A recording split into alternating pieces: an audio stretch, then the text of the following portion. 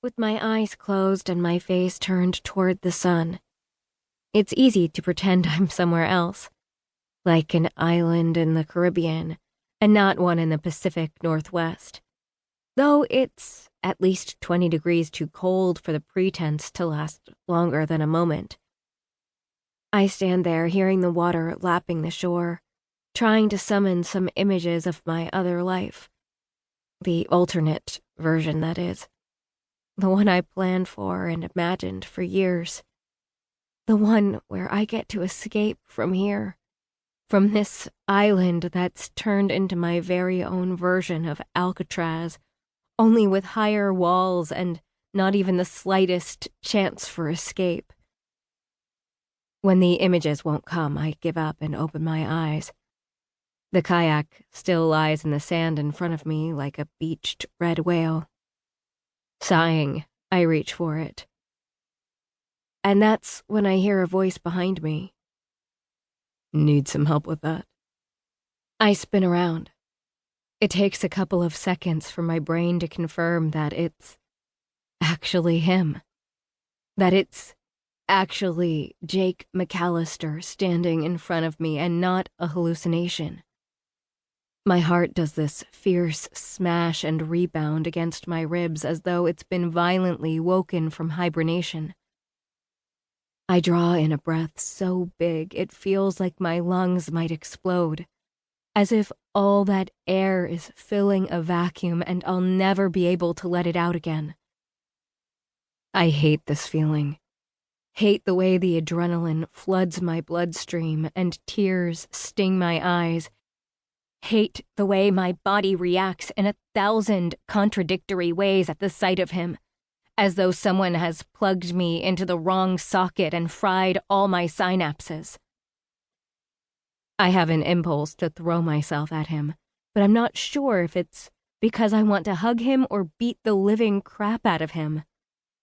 I drop the kayak, my hands fisting automatically at my sides. I watch the smile on his lips fade when he notices the set of my jaw. His expression started off wary, but now I see him swallow and press his lips together, something he always does when he's nervous. I take note of that, and at the same time notice a dozen other tiny, insignificant, monumental details about this new, old Jake. I see the faded white scar on his chin, the one I gave him, and the new scar cutting across his eyebrow. Then there's his height. We were always the same height. But now he's tall, much taller than me. His dark brown hair is the same, though, unruly, untamed, falling in his eyes. He's looking at me with the same mix of uncertainty that he looked at me the very last time I saw him. I glance away, down at the sand. My whole body is shaking, and I can't seem to get it under control. I hear him say.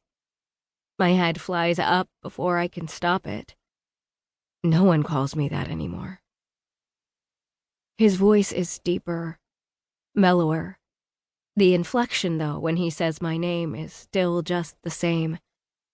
And instantly, something inside me starts coming undone.